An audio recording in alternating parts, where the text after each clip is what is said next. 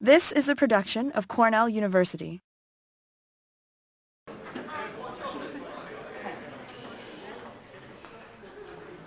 Hope everybody's doing well this afternoon. Welcome back from what I hope was a very nice Thanksgiving break last week.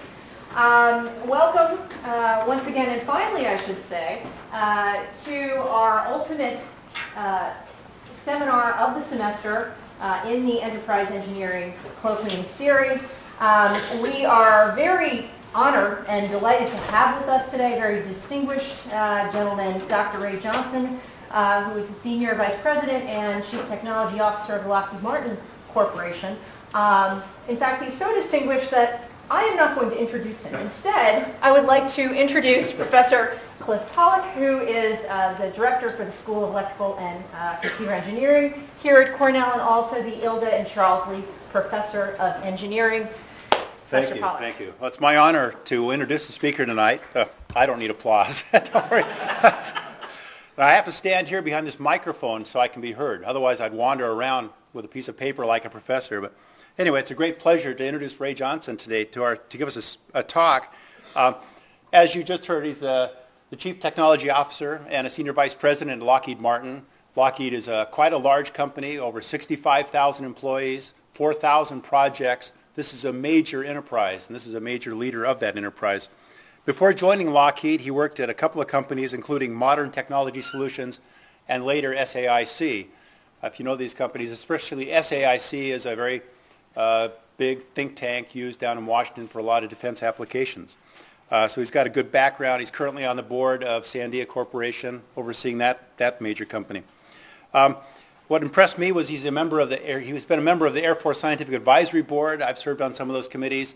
And he's not only been on summer studies, but chaired several studies. These studies are always quite interesting. They take many months of giving trips and interviewing people and finding stuff, and then a very intense 2-week summer study where you write a major report and report it to the Secretary of the Air Force or something. So he's been on, not only chaired a couple of these, but served on some others. So here's a person whose advice is sought and valued by many people. So he's also got a background which warmed my heart in laser physics, as I do, has worked with lasers and electro-optic systems, so I know he's a good guy. I'll certify it. So anyway, I'd like to stop there, and we're going to look forward to a talk on strategic and technology for engineering. Ray? Thank you.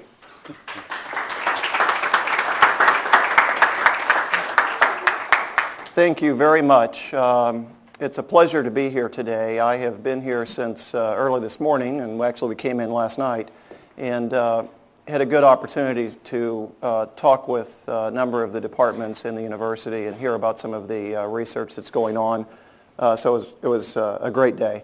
And what I'll try to do is take some of those themes, which I think are important and in many ways I think differentiate Cornell University from some of your peers.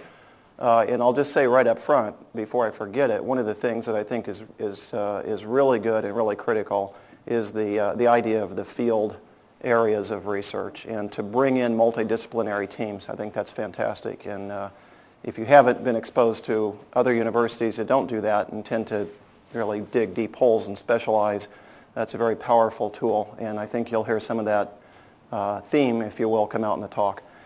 So within Lockheed Martin Corporation, I represent the Office of Corporate Engineering and Technology. And there are essentially 3 components to this organization. We have a technology component. Each of these is headed by a vice president or more. Technology, and so there the question is really, what do I invest in? And we'll talk about the strategy for investment. So when you think about the breadth and depth of a corporation of this size, or of a university for that matter, how do you decide what to invest in? And so focusing those investments is a theme there. The second department, if you will, is engineering. And engineering is principally worried about flawless execution. So if you're in the business of building products and providing services, how do you develop flawless products and flawless services? And how do you do this consistently, uniformly, et cetera? And then the last piece of the organization is called the Advanced Concepts Organization. And their job is, we talked about figuring out how to invest in the right thing. The second piece is what missions or what problems are the customers worried about today? And we'll talk about that. And then after you figured out if you did right, what do I invest in and what problems am I trying to solve, then how do you effectively transition these technologies into the products and services in the customer to ultimately make a difference to the customer? That's also one of the functions of advanced concepts. So with that, we'll go ahead and get started. So when you think about the Lockheed Martin Corporation, what probably comes to mind is a large-scale defense contractor that's been involved in providing national security solutions for the United States and our allies for a number of decades. And so you tend to think of aircraft, missiles, and spacecraft. And that well-defined, well-understood mission, which I think was very well reinforced by Cold War activities, is changing. And so when we think about the strategy for research and development investments going forward, what we like to do is start with the next two slides. And the first one, as it says here, are the global socioeconomic trends. And these are forcing functions that are in fact redefining what it means to provide global national security. So let's start with the first one. The role and the power of the individual will change. This is really driven by two things. The first one is the demise of the Cold War. And with the end of the Cold War, what you had was you had two superpowers in the United States and our allies in the Soviet Union. And these two superpowers were engaged in a mutually assured destruction kind of Cold War where each superpower knew that they had the power to annihilate the other one. And they were very afraid that small skirmishes, if you will, would escalate into World War III. And so we were very careful, the Soviet Union was very careful, and we thought about our actions. We didn't want to make any unintended actions that would be misinterpreted, etc. And certainly all of those nation states within our sphere of influence were also made to behave in that same way. So with the demise of the Soviet Union and the end of the Cold War, many times the United States has been called the ultra power now, at least over the last 10 or 15 years. Right, because we didn't really have any peers. And so what that's enabled with that lack of that balance, if you will, in the world, what it's enabled is small nation states and now, in fact, even individuals who have the ability to get their points across, right? Whereas they were really kept in check before. The second forcing function here is the internet. And I think, of course, there's a lot of research that's being done in this university and other universities as far as internet, both in terms of the technical side and the social side, networks, all those things. But what the internet has done, and I think in 50 years when when people begin to read and write about what the internet did and how it transformed the world, we'll realize that the power of connecting individuals around the world in an instantaneous fashion has really changed the world in ways that we couldn't have even imagined when it was the ARPANET and it first got started. So we know today that terrorists around the world are able to, in this non-geographic world, so we've moved from nation states that were principally geographically focused and organized around geography to groups of individuals and organizations that are well organized around ideology. Geography really doesn't matter. They can be any place, because they're instantaneously connected. And they can use the internet, this instantaneous connection, to get their policies and their principles and their recruiting and their planning, et cetera, and get that all out instantaneously. So these two things have really increased the role of the individual. I think it's noteworthy that probably most of you in the room know this. The internet was created by an organization that has a .mil after it, and that's, at the time, ARPA.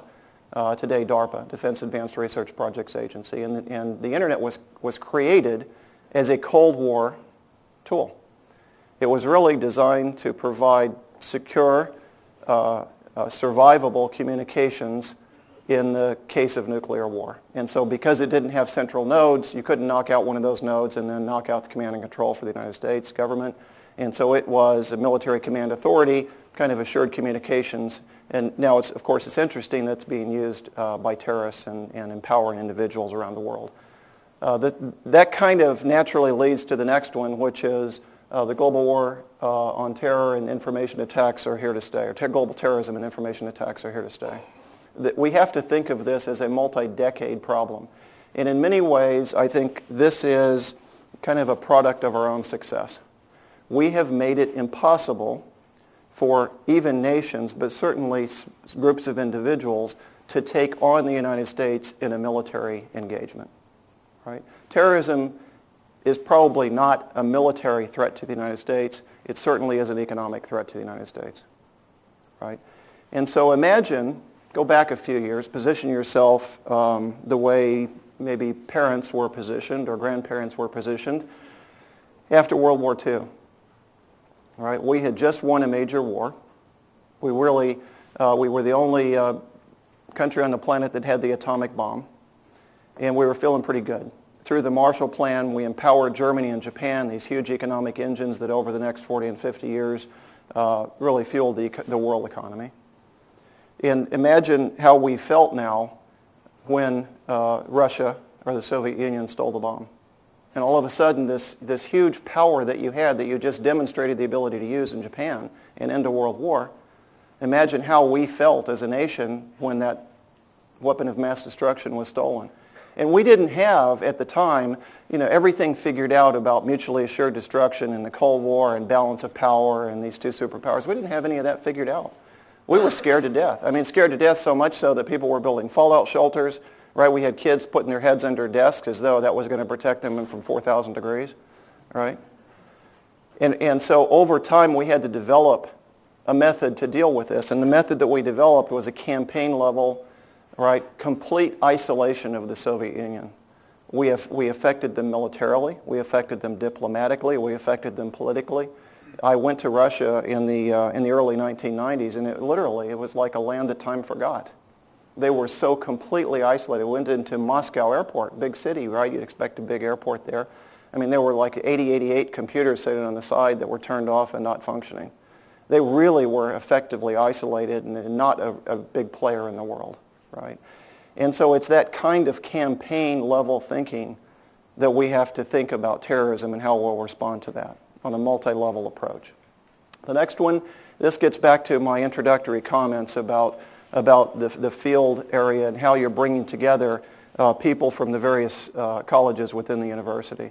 And so if you look at nano, bio, neuro, info innovations, right, each one of these technical areas, nanotechnology, biology, neurology, and information technology, we all understand that each one of those technical areas in and of itself is reaching tipping points and creating great inventions and innovations, and life is good, right? But it's really when those things start operating together that you see the power. And those are many of the areas that we're interested in terms of technical research. So what about a bio-inspired, nanotechnology-enabled information technology sensor, right, where you really begin to see the power of all these things coming together? And quite honestly, we saw some of that today as we saw mathematical methods that were inspired by how fireflies communicate, right? It's just a trivial example. But there is great power in you got chocolate on my peanut butter, right? And getting this cross-disciplinary work. So I think that's a testimony to the way things are being organized here. Global demands for energy will skyrocket.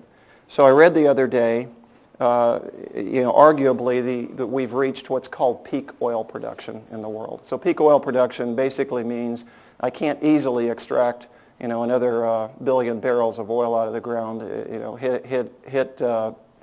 Put your drill in and oil comes shooting out. There may be oil and shale, and we'll figure out ways of getting it out. It isn't easy, and these large pockets of oil aren't going to be likely found in the world, right?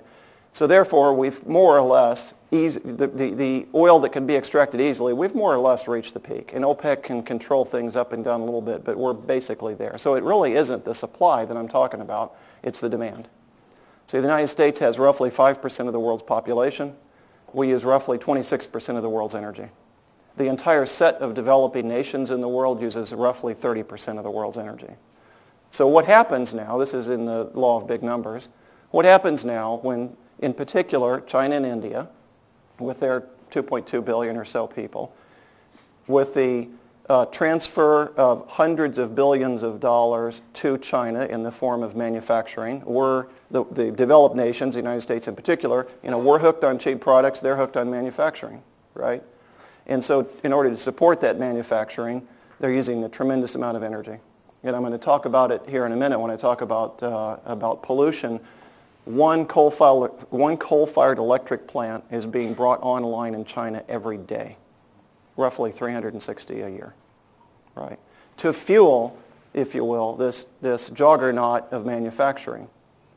So in India, it's a little bit different. There's an infrastructure that needs to be built. They don't quite have the infrastructure there. However, there's a human capital component there that is being empowered, and they are building a middle class at a little bit slower rate than they are in China, right? But small percentages of big numbers are big numbers, right? And so what you're doing is that seeing this small change in percentage-wise, and will they use per capita the amount of energy that we use here in this country? No. But will it affect the price point for oil on the global market? Absolutely. People argue, well, it's okay. We get our oil from Venezuela. Well, it really doesn't matter. It's a global spot market, and it changes every minute, and we're going to be responding to that global need, right? So that's going to affect the national security of the United States, and as well as all of our individual pockets as we pay for gas. Right? The global war for talent will become extreme. This is something near and dear to our hearts. So not to correct you, but there are actually 140,000 employees in the corporation, and roughly 70,000 of them are technical. So kind of half the population in the corporation are technical people. And the demographics are such with baby boomers retiring and growth that we're going to be hiring roughly an average of 14,000 employees a year for the next 10 years. Or another 140,000 employees in the corporation, right? And so the question is, where are you going to find that talent? One of the PhD students that we visited with today happened to have been from Poland, right? And so this just is a testimony to the fact that technology is global, and if the United States, in particular the government, doesn't understand and find ways of dealing with that global talent supply, like the Department of Defense, for example, right, we will be isolated in much the same way that we technically isolated the Soviet Union.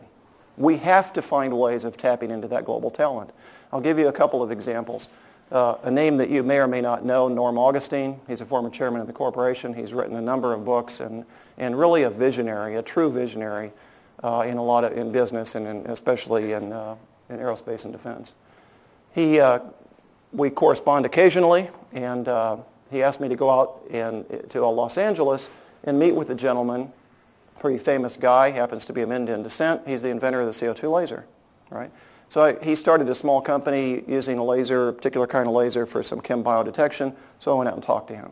And he told me a story about this Indian gentleman who was graduating from USC. He was the #1 engineering graduate, and he really wanted him to come in the company. So well-positioned, he's got a company that he owns, a small company, but he can give the guy equity.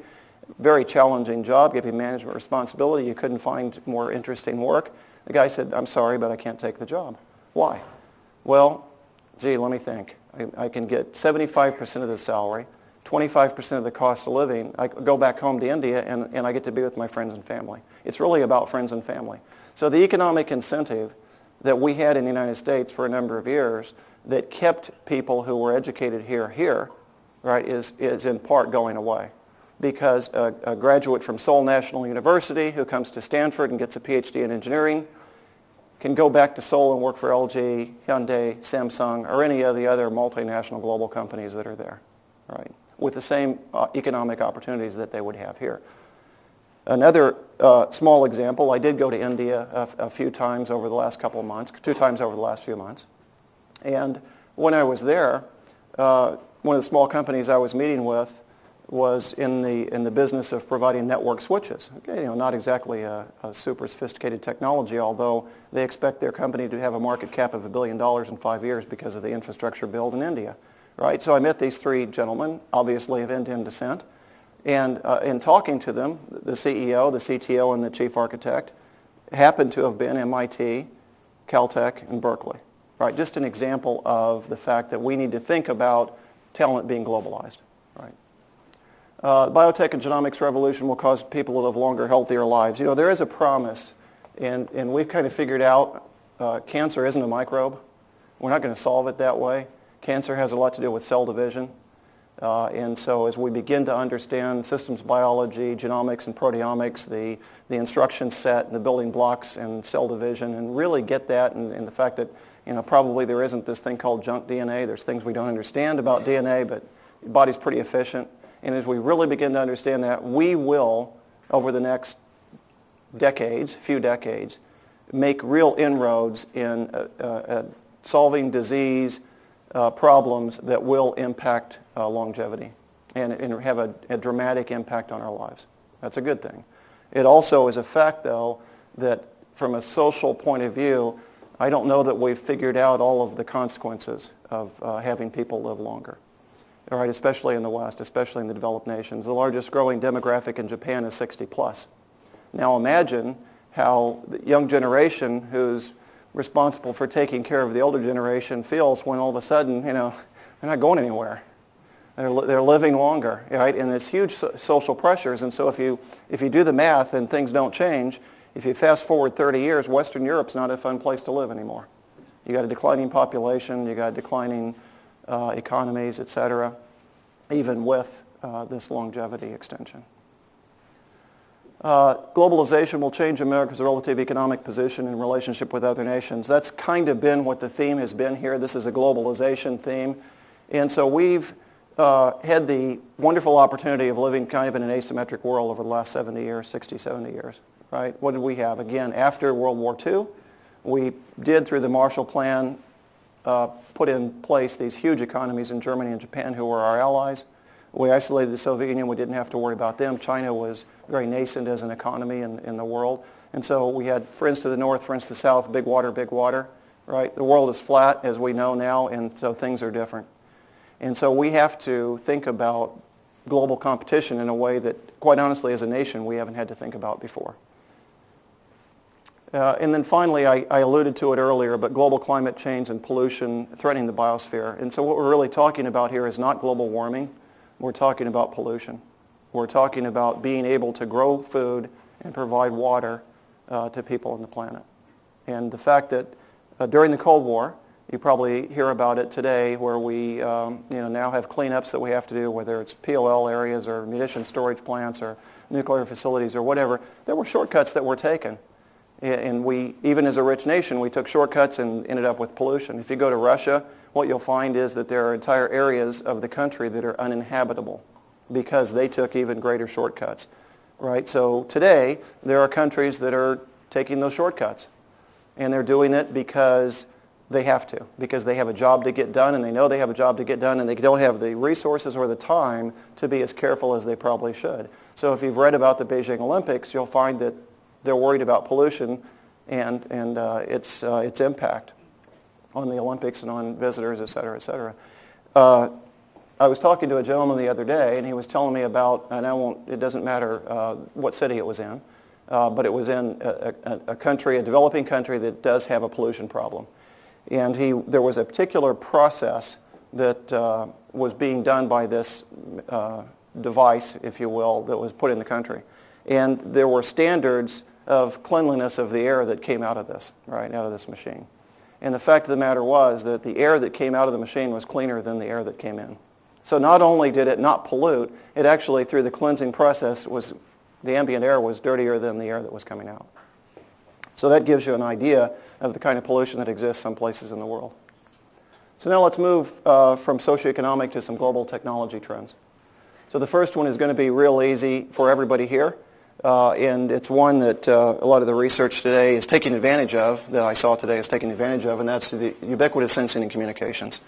And so, and mostly wireless, right? And so we know just how connected we all are, and how you can pick up a phone and call somebody and you have no idea, except if they're in Germany or in Japan or Korea, you can pretty much take your cell phone there. If you have a GSM phone, you can pretty much take your cell phone there and use it. So when you call somebody, you have no idea where they are. And that trend is increasing, and the rate of change is increasing. And not only are people ubiquitously connected, and there's a lot of sensing going on that's in part driven by the global war on terror, but it's in part driven because we like information, right? Not only are things ubiquitously able to communicate, but they're also networked. And I also saw some great examples today of the next generation of networking and exactly what that means. And so those two things lead to the third, and that's data everywhere. We're literally buried in data. And we have to figure out ways, as it says, decision support tools. We have to figure out ways of dealing with that. That's an important research area for us as a corporation. So it's how big a deal is it? Well, it's a very big deal because even now we've taken a noun and made it a verb. Right? We Google things. Right? That was a noun. It was a company's name. Now it's a verb. And we know how powerful Google is and how powerful some of these search tools are.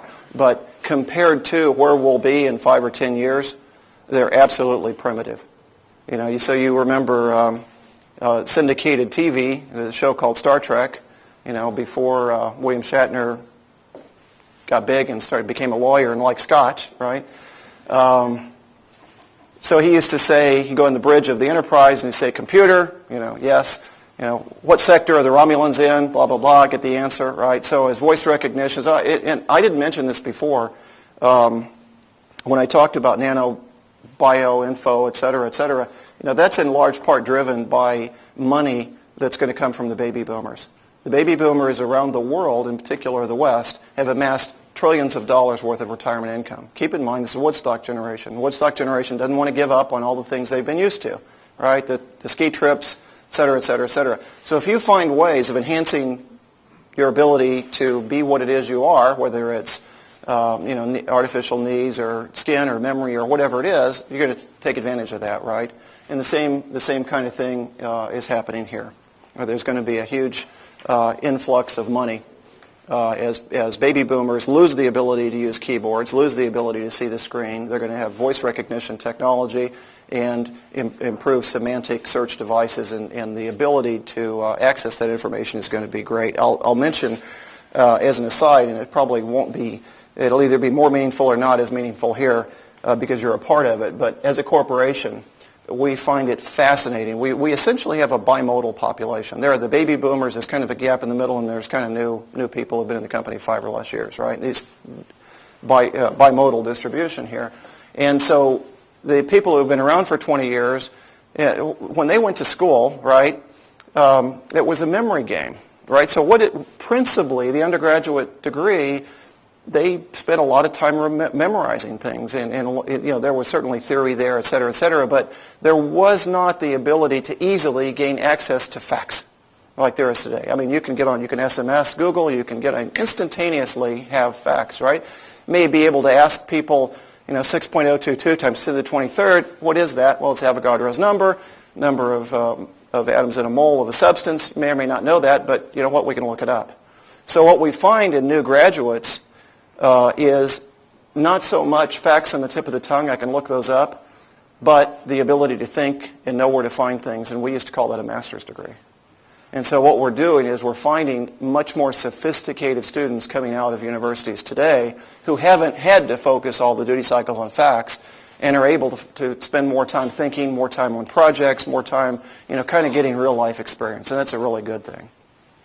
But again, in terms of our ability to access the amount of information, which, by the way, is doubling about every 6 months, the ability to keep a handle on that and access that information, we're really at the primitive stage.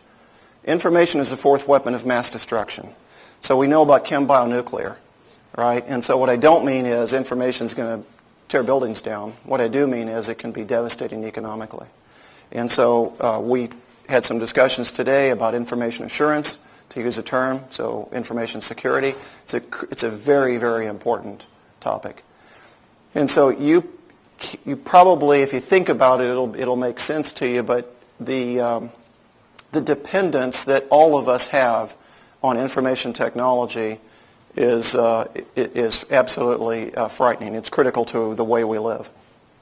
From the time you woke up this morning and flipped on your lights, the SCADA information that controlled the utilities and the vulnerability of that, to when you stopped and used your credit card to buy gas, to the phone calls that you made. Information technology is pervasive in everything that we do.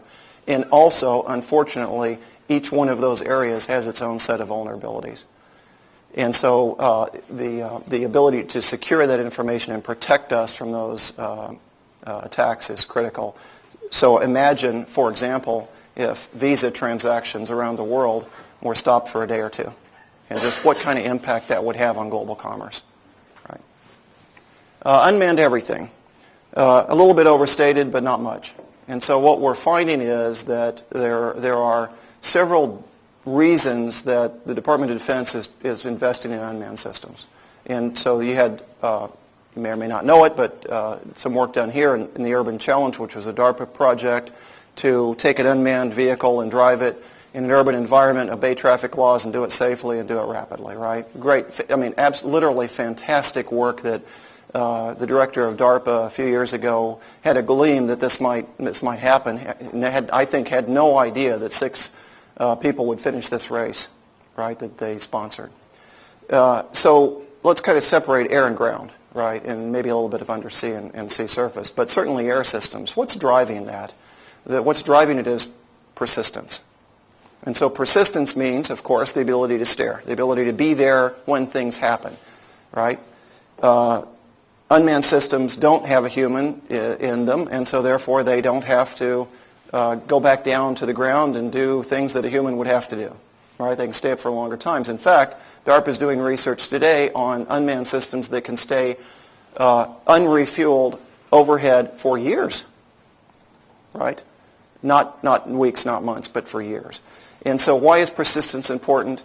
I hinted at it a little bit earlier, and this theme probably comes out in the technology area a little bit more, but we used to develop systems. Many of the intelligence, surveillance, and reconnaissance systems that have been developed were developed with the Cold War in mind. So it was order of battle. It was counting ships in harbor. It was looking for tanks coming down the Fulda Gap. It was those kinds of things. Today, we are interested in that, of course, but we are also interested in individuals. And so when you think about individuals, how nice would it be to have a persistent sensor sitting over Cave 112 in Afghanistan or wherever, right, that could grab a look of a really tall guy when he comes out of a cave to see the sun for 5 minutes this month. And if you're not there to see the guy come out for 5 minutes this month, he's going back in the cave and you just lost your opportunity. You've got to wait another month, right? So persistence is very powerful when you think about these fleeting glimpses of information. And on the ground, ground systems are really driven by what we call the dull, the dirty, and the dangerous. All right, and so you know today that several thousand people have sustained injuries to their extremities, so blindness in arms and legs, right? Because we do a pretty good job today of protecting the core body organs, flak jackets, et cetera, right, protective armor.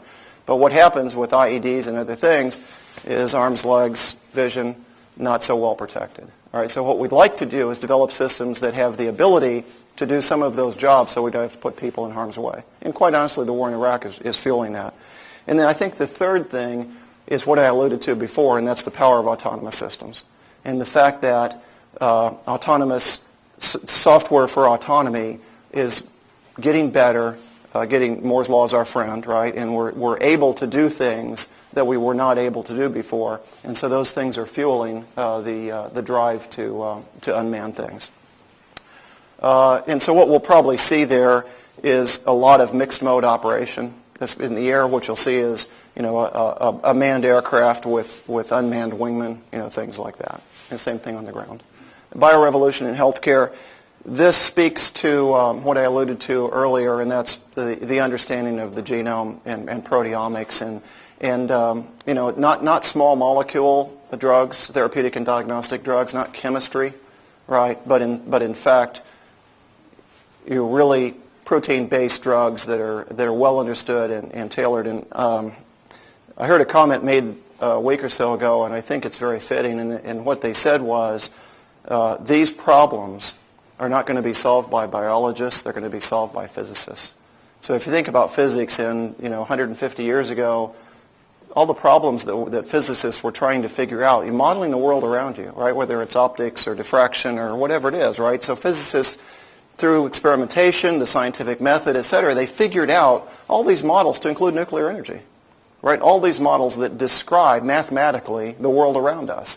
We don't have a good mathematical description of the biological world at the genome and protein level, right? Again, a little bit overstated for effect. Drug development today, right? Go to the rainforest, grab some stuff, bring it into a lab and grow it, see if it kills you. If it doesn't, check for efficacy, right? It's not too far off, right? Now imagine what happens if you have a numerical understanding and an analytical understanding of how drugs are developed. What we're going to find is a tailoring of drugs for individuals, for groups of people, change in dosage. So maybe one person is, a particular dose works better for that person than the other one. Directed energy is a reality. So directed energy in the form of, as an example, airborne laser, where airborne laser uses directed energy, a chemical oxygen iodine laser, to shoot down ballistic missiles in launch phase, right? That's an example, but it's only one example. The sources, the pointing and tracking and control mechanisms, all of those systems are becoming very sophisticated, and what we're going to see is, as we call it, Mach a million, speed of light being used in a lot of different ways. And then the next one is microsatellite proliferation. This one will be near and dear, as there is, in fact, a satellite being built in the university and designed to help do some observations. And it's a very small package, a couple satellites about this big. So the cost to launch scales with weight. And the fact is that if you have a small package, you can launch it for less, and you can hitch a ride on another system. And so what I usually say is even universities can afford to put together satellites, experimental satellites and payloads, right? So that's a good thing, but it also means that, generally speaking, a larger set of people around the world have the ability to launch these systems. And so it's not just ISR systems, it's also systems that can have kinetic things on them, park next to bigger systems and do other things, right? So you have ASAT and anti-satellite things, et cetera. And then finally, global peer warfare. And the fact of the matter is that technology proliferation isn't just for good. Technology proliferation to do bad things is also out there. You can go on the internet today and you can find out how to do all kinds of bad stuff. You can make IEDs, you can make chemical weapons, you can make engineered biological weapons. All that information is out there. And unfortunately, because of that, because of my previous slide, that first bullet, the ubiquity of communications, the fact that everybody's connected, people, small groups of individuals can in fact find that, and because it's also generally cheaper to do things now, they can use that information in a bad way. Let me spend just a minute talking about innovation. Innovation is an important subject for us. It's actually a part of our logo. We talk about innovation, and as part of the way we think as a corporation. I like to separate the term invention from innovation. So invention, in my definition, these terms are overloaded, and so not everybody uses them the same way. But when I say invention, I mean the creation of the idea, the thing for which you get IP rights for, right? This is the thing that you send in to the patent office. And when I say innovation, what I mean is the application of that invention to products and services. And as a corporation, we're much better at the latter than we are at the former. It doesn't mean that we don't have inventive people. It doesn't mean that there aren't inventions created. It means that, generally speaking, of those 70,000 technical people, every day they get up, they're thinking about their products and services, not about a new carbon nanotube, right? So what does that mean? It means that, the last bullet, we need to find ways of working with people who are really thinking about the inventions, right? And that drives us to universities and to small businesses, and that's one of the reasons that we're here, is because we're looking to you for your inventions. We think we're better at applying those inventions, but we think you're better at creating them. When I say innovation, a lot of times most people think technical innovation. But innovation can occur in many different ways, and I want to give you just a few examples. In fact, the first example is one in which technology lost. So this was beta versus VHS. So there was a VHS tape. Everybody knows what that is. There was a device made by Sony Corporation about the same time. The research was done more or less concurrently, a little bit later. And it had a superior recording format. The cartridge was smaller. The box was smaller. Higher density recording, better picture, right? So why aren't we all using Betamax instead of VHS tapes, right? Well, the reason is that they were late to market. And so what happened is VHS got out there, and then the betas were released, and the early adopters, couldn't convince people to buy the second one. So the story goes something like this. The male early adopter goes and buys a VHS tape, brings it home, finally convinces his wife that she can record HBO, and this is a good thing. She gets very used to using it. 8 months goes by, the beta comes out, and he said, and by the way, that VHS machine cost $700. All right, 8 months later, the beta comes out and said, okay, by the way, I want to go buy this new device. Well, why? Well, because it has a better recording density, et cetera, et cetera. Let's go look at it. You looked at the picture and you couldn't hardly tell the difference. The answer was no. Well, the end of the story is that beta didn't proceed, and VHS, an inferior product technically in every way, ended up winning. The second one is systems, Apple and iPod. I think this is just fascinating. And that is that what Apple Computer had was a super sophisticated operating system trapped in a box that was twice as expensive as the competition, right?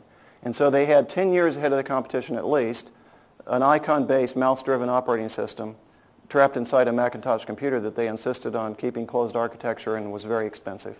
And as soon as the IBM clone came out, basically game over. But they learned the lesson, I think, in the iPod. And so what they did in the iPod was had more or less an open architecture system. You can imagine sitting around the room with Steve Jobs talking about iTunes and the fact that we will force people, if you will, to download songs at 99 cents a copy. Not a big deal. They don't have to buy the whole album or CD. They can buy a single song at a time. And they're spending $3 for a cup of coffee, so what's the big deal? Well, better sense probably prevailed. And what you have now in iTunes is a nice interface, but the ability to load your own songs off CDs rather than having to download them. You can download an occasional 99-cent song if you want to, but what that led to is huge ubiquity, over 100 million of them sold, and again, the rate is increasing. In manufacturing, Toyota and Honda. So many of you in the room probably don't have experience with this, but around 1985, I bought a Honda Accord, and I had never seen one. I was living in Dayton, Ohio at the time, and I went to the dealership, and it was like the Maytag repairman. There were 3 guys in the showroom floor. There were no cars. They didn't have one to show me, and I ordered one, and they said it'll be here in 8 to 10 weeks, right? And by the way, I paid $2,000 over list. Why did I do that? Because of reliability. Because for some strange reason, American cars were giving you a 36-month warranty, and at 38 months, major components in the car were breaking. Right, engines, transmissions, et cetera. I mean, seriously, real problems, right? So what Japanese manufacturing techniques did was transformed reliability so that today all cars made in the world are much more reliable than any cars were 20 years ago. And so reliability is a factor in our decision to buy a particular car, not a big one though. In fact, usually it's features. It's style, it's color, it's features, it's those kind of things. Almost all cars made in the world are reliable today. So And absolutely, I don't know statistically if this is true, but certainly automobile manufacturing is one of the most globalized industries in the world. You can't tell where cars are made or where their parts came from without reading the small print on the side of the car. You go try to find a Mom Apple Pie Chevrolet.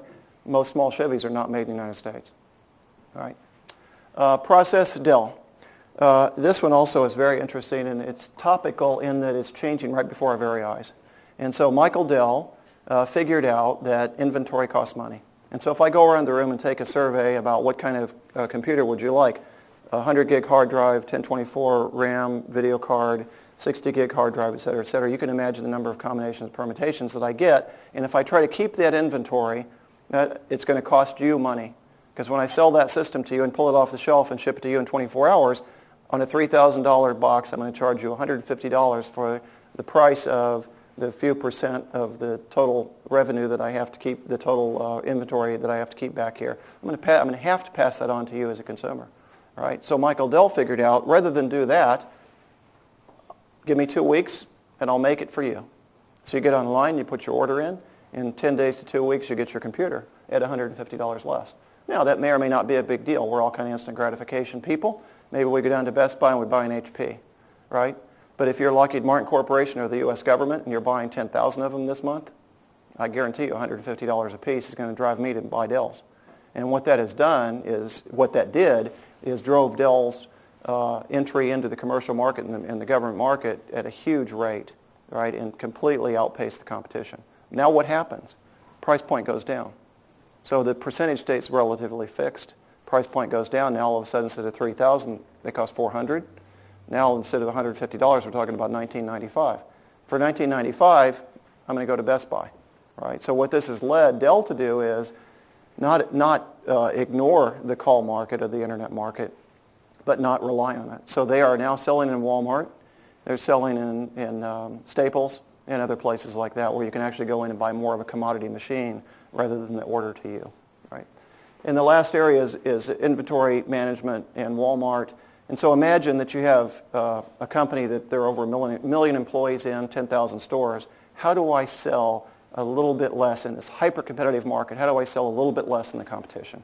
I do it by squeezing a little bit out of inventory control, right? And so inventory management, if you've ever been to or seen a distribution center in Walmart, they're just absolutely fascinating places. And so they move these huge pallets. They have hundreds of trucks outside where they're distributing to all the stores. It's all completely automated and very sophisticated. So you may have heard that Walmart, not recently, a few years ago, developed a mandate that products sold in the store would have RFID tags. That's principally because the velocity of commerce won't allow them to take the time to read the barcodes on the skids. All right. They have to have a higher velocity of commerce, and they can do complete inventory management easily within the store. I mean, it's just, if they were able to implement it, it would really change things.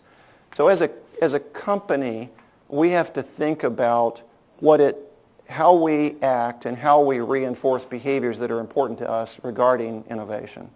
And so the cultural, legal, and rewards have intended and unintended consequences, and we're focusing on those and trying to make sure that we reward innovation. And as I introduced earlier, relationships with people who are more on the invention side are important to us as a corporation.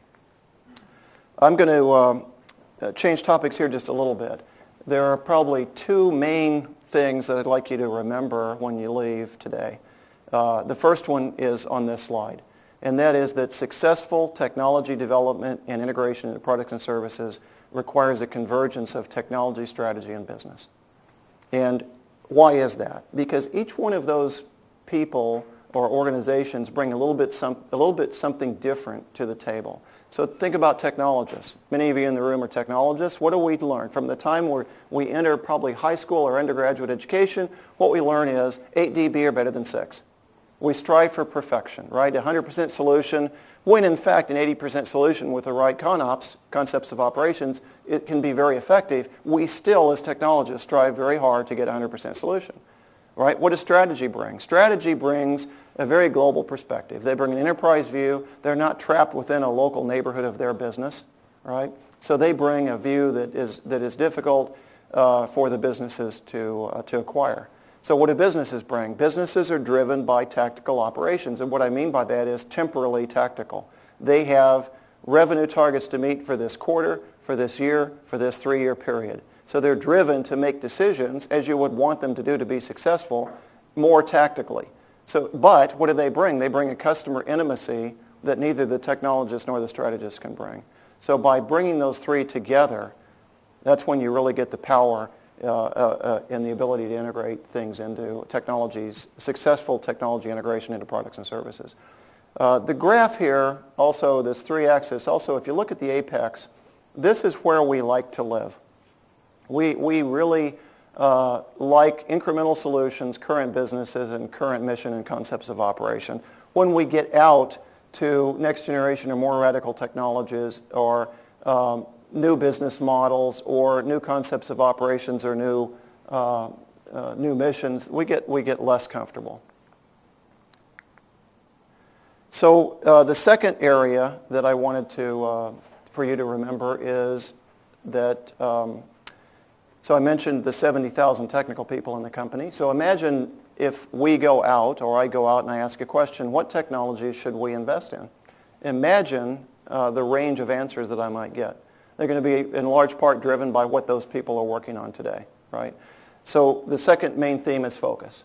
And so what we have developed here is a focusing mechanism, and I'll tell you in just a minute or two a second focusing mechanism that I hinted at when I did the introduction. But we have developed a focusing mechanism called the Strategic Technology Threads. And what they do is they provide a focus for the money that we invest in research and development every year in the corporation. So there's a criteria that we apply to select these 14 strategic technology threads that you're going to see in a moment. The first one is significant growth potential. And what that means is that these are problems that customers are worried about, and we think as a corporation we have products and services that can help satisfy that need. It's a little bit of follow the money, but it's more broad than that. It means that we believe that there's a market there that can be developed and that we can compete in that market. The second and third say that there are many applications that span multiple businesses within the corporation. So it's not a single business working on a single product. It's broader than that. And so that kind of is the answer to the question of why should we invest in it at the enterprise level rather than having a business invest in it locally. And then the last criterion here is alignment with the future and not fighting those trends that I talked about in the first two slides. So these are the 14 technologies that we're interested in within Lockheed Martin Corporation. And they are in alpha order, not priority order. Let me give you just a few examples, and I'll tell you, as I introduce these, this is written in chalk, not chiseled in stone. And do we think these 14 technologies are right for today? You bet. Broadly vetted across the corporation, and they are selected, and we're happy with those, but we're open to change, and they will likely be different, not 14 new ones, but there will be change occur on a semi-annual or annual basis, not every week, right? And so the first one and the ninth one kind of go together, advanced active and passive sensing. And what this has to do with is kind of the changing mission needs. And so global war and terror, as an example. So rather than large power aperture sensors that are designed to do order of battle calculations, we're a lot more interested in individuals. We're a lot more interested in the urban environment. And how do you do that? So you invest in things like laser radar and distributed information surveillance and reconnaissance and attack. So distributed systems that can collect the kind of information and fuse the information. So sensor fusion is also a component of that. Number two, advanced software. A lot of detail behind that. I think you'll kind of understand what it means. Number three, autonomous systems. We talked about that. Number four, bioinformatics. That's the numeric side of biology, kind of adding analysis and math to biology. Biometrics, those are all of the things that identify us uniquely as humans, whether it's iris or fingerprint or gait or all the other ways that you can tell humans apart. ChemBio, defense and response, decision support systems, and there's a lot of detail. It's a big word, in terms of the content there, but in a lot of detail below that, but it has to do with semantic systems, etc. Directed energy, distributed ISR and attack I spoke to, energy and power, where that is the integral derivative relationship, not propulsion. And so we're thinking about things from fuel cell research to large-scale power grids. So a broad range, but all those things that I talked about and why in energy and power and why they're so important. Information assurance, the things that you might do defensively to protect your information operations, the things you might do offensively against other people's information. Nanotechnology, an area that's critically important, obviously, to the university, also important to us. And so this was an interesting one. I'll tell you, before I forget, that even though there are 14 technologies listed here, this year we're more heavily investing in two of them than we are the other 12. And those two are laser radar in number one and a nanotechnology project in number 12. And so nanotechnology, I was asked one time, so the U.S. is investing roughly $1 billion in nanotechnology a year, the world around $2 billion. So why would you pick a number, $50 million? Why would you put $50 million into something that is so heavily invested in? If we were investing in bench research, then it'd be probably not a good investment. But that's not what we're doing. What we're doing is working with people who are doing that. So there's something called technology readiness levels. And technology readiness levels kind of define from materials to components to subsystems to systems to weapon systems. It's a scale of 1 through 9. And all along there, if you decompose the requirements of a weapon system or a system into its component parts, then you can begin to understand what the requirements are all along that TRL scale.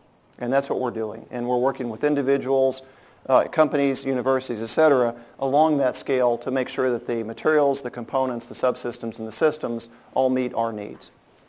Predictive and responsive logistics, these are kind of Walmart on steroids. These are the things that you can do in the area of logistics. 75% of the cost of a weapon system occurs after it's fielded. right? So logistics, especially in a long war like we've been in Iraq, that's a huge expense for the United States. And there's a lot of work that can be done there. And the 14th area is signatures and phenomenology. Think of that as stealth technology. Still an important area of research for the country. Okay, so what did we talk about today, this afternoon? We talked about global socioeconomic and technology trends and the fact that those are strong indicators of the definition of national security and what it really means to provide that to our nation today. We talked about the fact that inventions and innovations are different and that we're interested in both of those, and they're both very important to solve the very complex problems that we're facing today and will face in the future. I also talked about those two things at the bottom here that I'd like you to walk away with, and as technologists especially, and you're getting some of that experience through the projects that are being done within the university, but the key to success is that convergence of technology, strategy, and business. All those people bring something different to the table. All right, so it's important to, early on in your careers, to learn to, embrace them, bring them in. They're here to help, and they really can make your projects more successful. And then finally, focused technology investments yield the best results. You get away from the so many technologies, so little time kind of thing that happens if you're not careful. Okay, thank you very much for allowing me to come and talk to you today.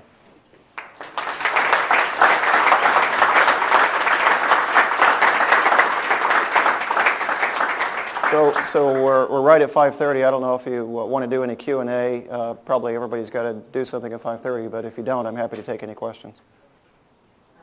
I think, why don't we take a few questions, and then if there are more, we can take them off. Okay, that's fine. Yes, ma'am.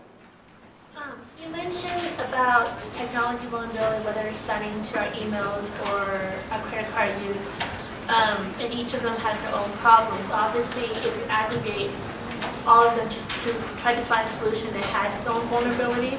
So what suggestions would you have to solve these vulnerabilities and protect our information that is effective and efficient? I don't have a simple answer. I really don't. I think that, it is a huge area of research. We spent actually an hour with one of the experts in the universities today, actually one of the experts in the nations, thinking about information security. I think the point is that the kind of, we talked about things like, I won't try to repeat the hour conversation, but different kinds of vulnerabilities and how you might protect at the operating system level versus at the... let me give you just a simple answer, I guess, what I don't think it is.